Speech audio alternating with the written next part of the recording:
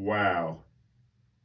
I really didn't think it was possible to become best friends with a mountain bike, but honestly, after getting my hands on this absolute weapon, I really think it could be possible.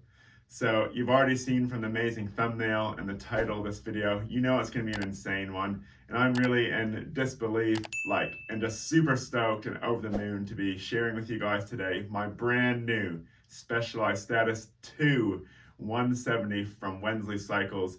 So I was lucky enough to pick this thing up about 3 weeks ago from Rob and the team at Wensley's, and alongside picking up this amazing bike, they gave me this incredible hoodie. This was one of about only 12 ever made, and so I'm just super honored to receive one of these one-of-a-kind hoodies. And unfortunately, you'll never be able to buy one of these hoodies, but you could get your hands on this exact bike right here if you wanted to. So for today's video, I'm going to give you guys an in-depth bike check. We're going to talk about everything on this bike. We're going to give it a really awesome look over. And I'm going to tell you about some of the custom things I've had done to it to suit my riding style better for doing free riding tricks. And I'm super excited to share it with you guys because this bike is an absolute weapon and it is incredibly beautiful. Like, this is an amazing bike.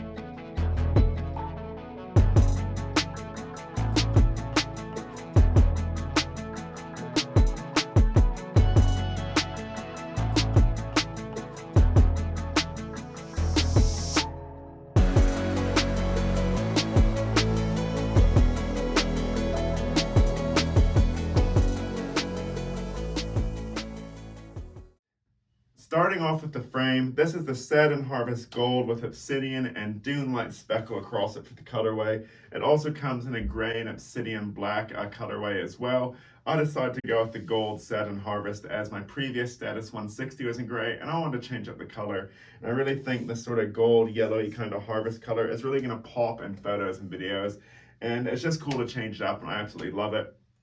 In terms of some of the specifications of the frame, it's like an alloy M5 chassis and rear end frame with trail geometry.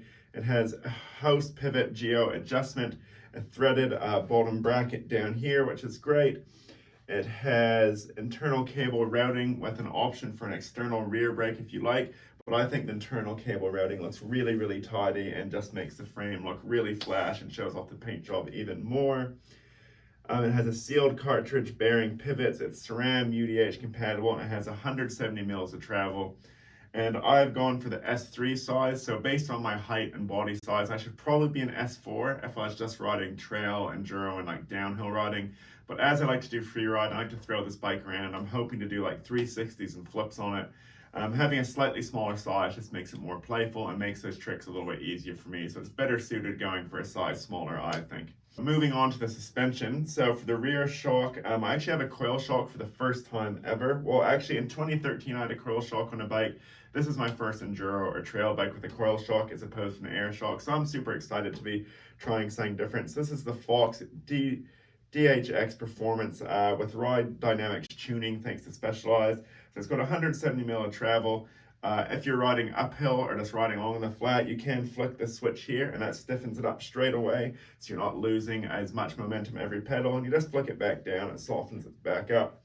It's super easy to adjust the spring preload. You just twist this wee dial here. And it has 26 points of adjustment, but it says online this Fox shock specifications to not go above 20. That just being because you could seize the shock and like you compress it so hard that it wouldn't compress again. It has a rebound adjusting switch back here, and you can also take off this rubber cap and get a wee dial that you can buy from Fox to adjust the rebound even further. So really stoked on that. And 170 mils of rear travel. My previous bike had 160, so this one is a little bit beefier. So I'm looking forward to see what it feels like and see if it feels better, worse, different. But excited to have that little bit of extra wiggle room when taking the big hits or like riding over chunky stuff. For my spring, I'm running a 450-pound spring at the moment, which is recommended for my weight. And I'm imagining for riding stuff like Dream Track and Mini Dream, I may go up to a 500-pound spring. But we'll see how we go with this one first. And I'm super excited how easy it is to swap that out as well. So very versatile on this bike. For the front fork, we had the Fox Rhythm 38. So real similar to what I had on the Status 160, except these ones are 170 millimeters of travel. They have the wheel dial on the front here, just like the rear shock. You can stiffen it up for when you're just riding uphill or riding around like in town or something if you're commuting. Then adjust this again as well. And this one is an air fork too, so you can just twist off the wee cap on the top, put air pressure in there to adjust the pressure. Really, really easy.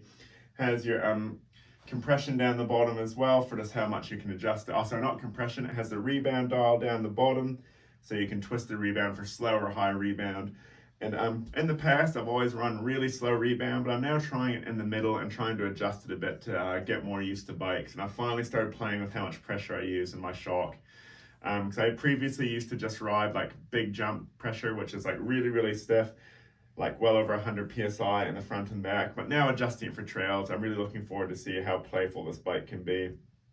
So Fox front and back, 170 mil of travel at the front, 170 mil of travel at the back. Again, 10 millimeters more on my previous bike, so a little bit more wiggle room on those big hits. Moving right along to my brake, so front and rear brake, as I mentioned, the cable routing is internal, which looks really tidy. And so for the front and rear, we have a TRP Trail Evo 4-piston caliper hydraulic disc brake with a 203 millimeter disc on the front and back, meaning we have heaps of braking power, heaps of stopping power, and even like options for maybe doing tricks with the brakes like tail taps or like nose presses, who knows. And something a little bit different with my brake, you'll notice, and I may talk about this more later on, that the front brake cable, instead of it being routed down here, it actually is internal. So my front brake goes through my through the stem cap here, and then it comes out the bottom of the fork. And the reason for that is so that my bike can bar spin. And then the back brake cable is significantly longer, as is my dropper post cable and shifter cables, which allows this bike to do bar spins, which is something I'm super excited about. Because as you'll see, like if you watch Red Bull Rampage or any free ride stuff, those guys like Seminuk, Godziak, Reader, lots of the top dudes, they have Enduro, full suspension bikes that can do bar spins. And I'm super excited to finally have one that's set up. So massive shout out to Matt and Simon for working out how to make this work. I know it was really tedious, boys, so I really appreciate the effort you put into making this bike bar spinnable. And I'm super excited the challenge of learning to bar spin a big bike, because having a 29-inch wheel is way bigger than a 26-inch wheel, so there's a lot more rotational force to get around, but excited for the challenge. Up next, we'll move into the drivetrain. So for shifters, we have the Shimano Dior shifters. So what I really like about this is for this shifter here, it's got grip on the front for my finger or on the back for my thumb. And like, really that's not a big deal, but my previous bike didn't have that. I just really like having the option to just flick my finger down there quickly off the brake to shift. Shimano Dior M6100 I-Spec EV 12-speed. We move down to the rear derailleur, which is also Shimano. So Shimano Dior M6100 12-speed Shadow Plus derailleur. And like, so far a little bit of riding I've done, this thing shifts really well and real flawlessly, even when under load. Going into the cassette, we have the Shimano Dior M6100 12-speed with Hyperglide 10511. And honestly, I don't even know what that means, but like it shifts well, essentially. I just wanted to put it in there for you guys that love the technical specifications of bikes. For the chain, I do in fact, believe it or not, know what a chain is. We have the Shimano DR M600 12-speed chain. And for the crank set, so the cranks here, we're running the Shimano Dior M600 32-tooth ring up the front, 55 millimeter chain line, S1 for 165 millimeter, S1 to 4 size bike, so I'm getting confused there. So the S3 size that I have, these have 165 millimeter cranks, and these cranks jump up to 170 millimeter if you get the S6, but otherwise they're pretty standard 160 millimeter cranks. and they give me heaps of room, and they are attached to the race face Chester pedals. So this bike doesn't actually come with pedals, but I decided to go with the race face Chesters as I run them on my P3. I've run them on my previous bikes, and I really love these pedals. They have big pins, a huge platform, so if I ever take my feet off, it's really easy to get them back on. They have plenty of grip. And I think this going with black suits the bike really well. And Raceface is a cool brand. Like, how can you go past something that Darren Bearcloth rode for so long? Next, we'll move on to the wheels. So I'm running 29-inch at the front, 27.5 at the back, with a mullet set up on the Status 2. For the rims, we have a specialized hookless alloy 30mm inner width for these rims. They're tubeless ready, but I choose to run tubes, which some people are like, oh, it's heavier, that's counterintuitive. But running tubes, I think, is just a bit stronger for if you case a jump or land a bit sideways in a spin or a whip, less likely to blow out. And I think that extra weight is worth it for the extra strength, in my opinion. Front hub, so on the front wheel here, we have the specialized alloy front hub disc, sealed cartridge bearings, 6-bolt, 15 times 110 mil travel through axle, 32 holes, so 32 holes for the spokes. And really easy to undo it. There's just a wee bolt so on this side that you undo, then quickly undo it with an Allen key, pull that out, front wheel's off. Really easy to fit it in the back of the car, to wherever you're going.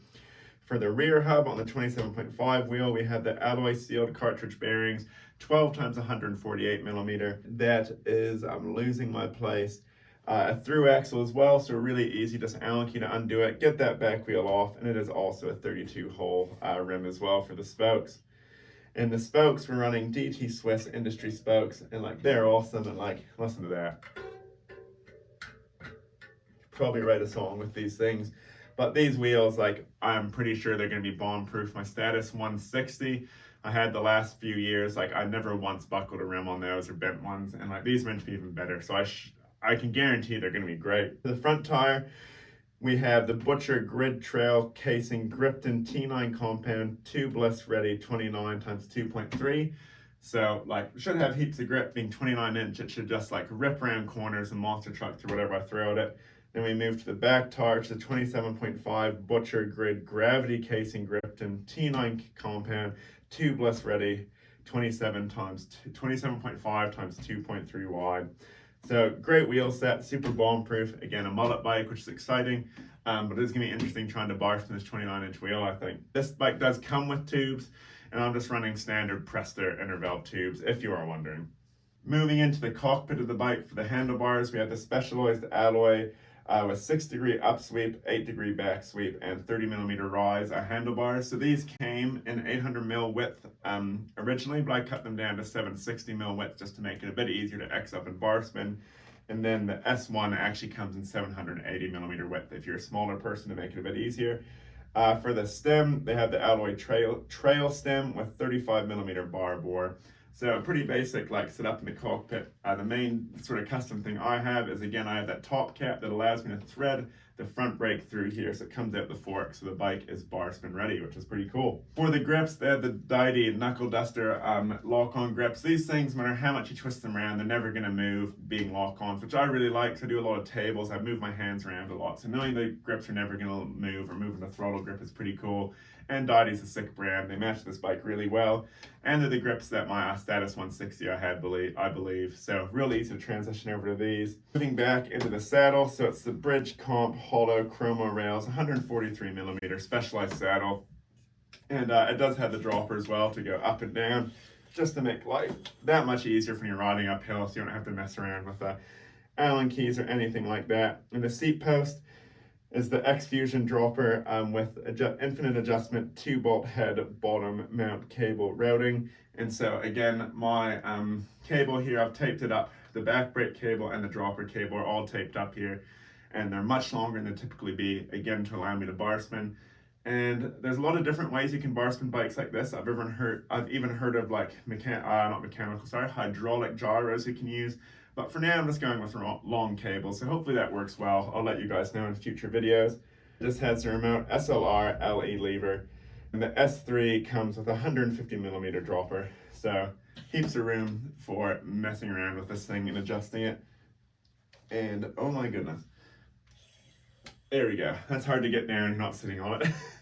And finally, some of the last things I have on my sheet here, like, so the weight for this bike, it is a little bit on the heavier side, but like it's not crazy. So it weighs 17.28 kilos approximately. That's for an S3, which is the bike I have here, which is a little bit on the heavy side, but I just think it'll make it feel more stable in the air, which would be awesome for riding dream track, or like if you're ever taking hands or limbs off and stuff like that. It should be the perfect weight. A couple of additional things I haven't talked about on this bike is down here in the rear triangle, they have this flip switch that all the Specialized Status 2s come with. So the bike can be flipped to high or low. When you buy this bike in a store or it's shipped to you from Specialized, wherever you buy it, it comes in high. But you just get an Allen key down here and adjust this flip switch. And what this does is it lowers the bottom bracket about 8 millimeters, and it adjusts your head tube angle to be half a degree slacker if you move it to that low position. And what that means, in my understanding, is if you move that bottom bracket lower to make that head tube angle a bit slacker, it makes the bike handle or feel better handling steeper, rougher downhill terrain. For now, I'm probably going to leave mine in the high position, but I may play with the lower to see what it feels like when riding steeper stuff. It's not really a strength of mine. It'd be cool to improve it with this new bike.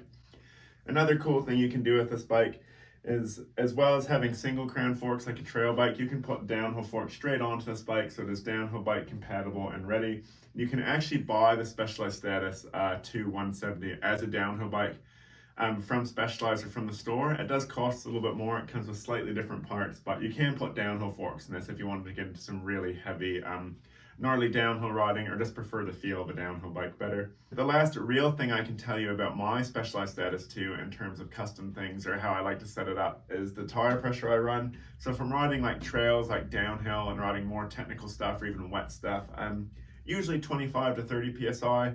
But as soon as I head somewhere like Mini Dream, Lizzie Woods, or like big dirt jumps, I pump these tires right up to 40, 45 psi. So it just allows me to roll faster and feel similar to my dirt jumper, which I love. And again, I have this bike set up to do bar spins with the long front cable routed through the stem, and the longer dropper, shifter, and back brake cable. If you buy this bike from the store stock, you will not be able to bar spin it. You'll have to do those adjustments yourself, as the cables will be shorter. And in terms of fork pressure and like shock, like I currently have mine set up 15 clicks of preload on the rear shock right now. I might put it up to like 18 or even 20 if I'm riding dream track. I'll have to play with that. And like rebound sitting right in the middle at the moment. And for the front fork, for riding trails, I run around 90 psi pressure in the front. If I'm riding like dream track or something, about 110 with it reasonably firm. Just so again, it feels more like a hardtail and it rolls faster. And again, I have the S3 sizing, just so it's a little bit more easy for me to throw it around, as I should be an S4 size. And the last thing I may do is I might, not on this side, so I'll quickly flip the bike around. On this side of the bike here, around the bottom bracket, there is ample opportunity for me to put a crank stopper here. So what a crank stopper is you just take the crank off, you get a very tiny piece of rubber like a tube or something like a flange from a handlebar grip, and you chuck it in there, then put the crank tight again. And what that does is it stops the crank spinning around when I take my feet off. But for now, I'm not going to do that because I don't think I need to, but in the future I may do that. But otherwise, yeah, there's not really any other custom specifications I have on this bike. It is a truly amazing bike. Like, I highly recommend it. I've only ridden it a little bit so far. The next video will be a video of me riding this thing at Bluff, which I'm hoping will be really sick. I'm looking forward to testing it. And yeah, I plan to get out there and do a video of trying to learn to bar spin it. It would be insane to do a truck driver on it one day. Don't know if I could. And like doing a tailwhip would also be incredible. I suck at tailwhips, but imagine doing one on a trail bike. That'd be a bucket list item ticked off. Yeah, awesome team. That is my bike check of my brand new Specialized 2 Status 170, thanks to Wensley Cycles. Rob and the team at Wensley's. I just wanted to say one more massive thank you. It's been amazing being sponsored by you guys and working alongside you for the past 6 years now. And I'm just so grateful, and I hope you guys know it. And if you guys watching the video, if you want one of these bikes and you're in Southland, go see Wensley Cycles. Tell them you've seen this video. Tell them I sent you. They'll look after you really well. They know bikes better than anyone. They've been running for 80 years in Southland. They're just amazing people. And yeah, I can't wait to get out and ride this thing. I really hope you enjoyed that wee skit we filmed at the start. It was really fun making it, and just getting out there and being a bit of an idiot, out in public, putting my bike on a swing or skipping with my bike through the park was pretty funny, I think. And how good was it that a rainbow showed up for the second clip of With the Bikes? That was pretty cool. And yeah, getting soaking wet on the trampoline for a shot that I thought was funny. And like honestly, doing that hot bar spin on the trampoline, man, that took a long time. Like I was trying that for about 15 minutes straight to get it. So I hope you enjoyed and appreciated it. Oh shit! No! This is a sick bike. So before we finish the video, we'll get into one more compilation of watching this, how cool this thing is. But before you go, team, thank you so much for watching. I hope this was informative or at least helpful or interesting for you if you're thinking about what bike to buy. Be sure to give the video a like, it helps me out heaps. Comment below anything you want to know about the bike, anything you like, or any questions you may have. Share the video with anyone who might enjoy it or might benefit from it, and subscribe if you're new. Thanks for watching, team.